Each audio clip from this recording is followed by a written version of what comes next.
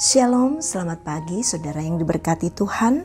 Salam sukacita di dalam Tuhan kita, Yesus Kristus. Kita bersyukur untuk kehidupan yang Tuhan karuniakan bagi kita. Dan kita bersyukur hari baru telah dibentangkan di hadapan kita. Mari menyatu dalam renungan pagi edisi Jumat 16 Agustus 2024. Saudara, pagi ini kita akan membaca 1 Raja-Raja pasal 1 ayat 28 sampai 48. Mari mohon hikmat dalam kuasa Roh Kudus melalui doa. Kita berdoa. Ya Tuhan, kami puji, kami muliakan Engkau atas kebesaran dan kemuliaan-Mu. Kami rindu untuk kembali menyatu dengan Tuhan di dalam hadirat Tuhan melalui firman-Mu. Berkenanlah dalam kuasa Roh Kudus, Tuhan, Engkau mengaruniakan kami hikmat agar kami membaca firman-Mu dalam kehendak dan kuasa-Mu saja. Ya Bapa, ampuni dosa kami dan berfirmanlah, kami siap mendengarkan. Amin. 1 Raja-Raja pasal 1 ayat 28 sampai 48. Salomo diurapi menjadi raja.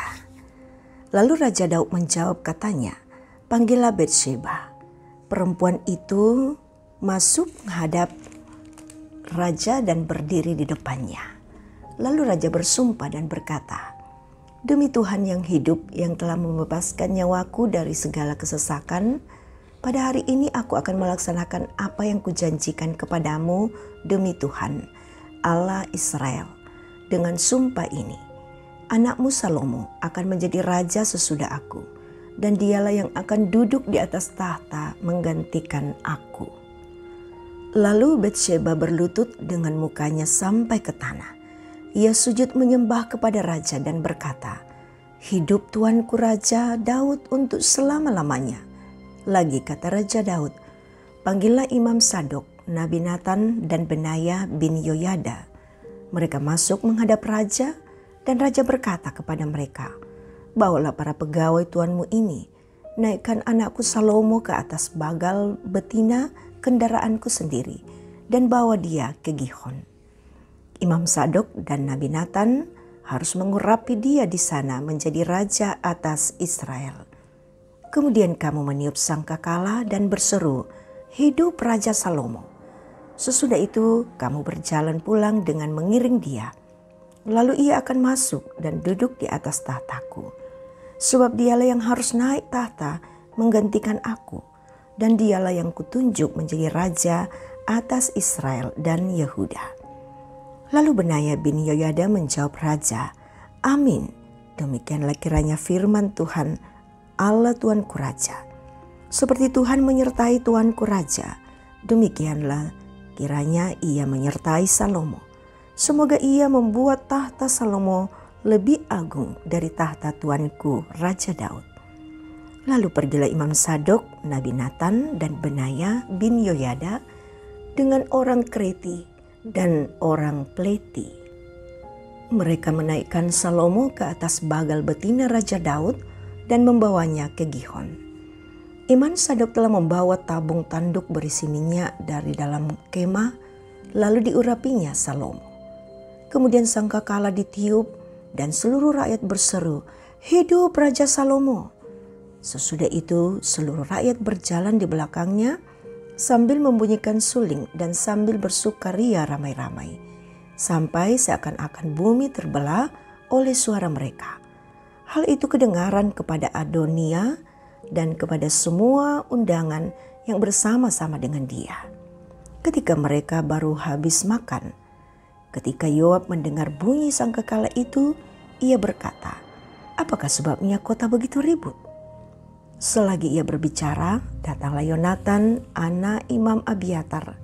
Lalu Adonia berkata, masuklah, sebab engkau seorang kesatria dan tentulah engkau membawa kabar baik. Tetapi Yonatan menjawab Adonia, tidak, Tuan kita Raja Daud telah mengangkat Salomo menjadi raja. Raja telah menyuruh supaya Imam Sadok dan Nabi Nathan dan Benaya bin Yoyada dengan orang Kreti dan orang Pleti menyertai Salomo, dan mereka menaikkan dia ke atas bagal betina raja. Imam Sadok dan Nabi Nathan mengurapi dia di Gihon menjadi raja, dan dari sana mereka sudah pulang dengan bersukaria sehingga kota menjadi ribut. Itulah bunyi yang kamu dengar tadi. Salomo sekarang duduk di atas tahta kerajaan. Juga pegawai-pegawai raja telah datang mengucap selamat kepada Tuhan kita Raja Daud dengan berkata, kiranya Allahmu membuat nama Salomo lebih masyhur daripada namamu dan tahtanya lebih agung daripada tahtamu. Dan raja pun telah sujud menyembah di atas tempat tidurnya. Dan beginilah katanya, terpujilah Tuhan Allah Israel yang pada hari ini telah memberi seorang duduk di atas tahtaku, dan aku sendiri masih boleh saksikan. Demikian firman Tuhan. Amin. Politik atas nama Tuhan, itulah tema kita saat ini.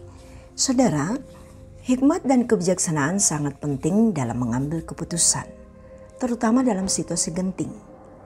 Hikmat Daud sebagai raja yang diurapi Tuhan kembali ditunjukkan ketika ia menghadapi suksesi kekuasaan, di mana ia harus mewariskan tahta kekuasaan sebagai raja Israel. Adonia, seorang anak Daud, mengangkat dirinya menjadi raja dengan mengandalkan kekuatan kereta dan tentara berkuda serta 50 pasukan yang berlari di depannya. Ia memenuhi kualifikasi bukan hanya karena dia anak Daud, tetapi juga karena gagah perawakannya. Tetapi dalam hikmat, Daud malah mengangkat Salomo, bukan Adonia.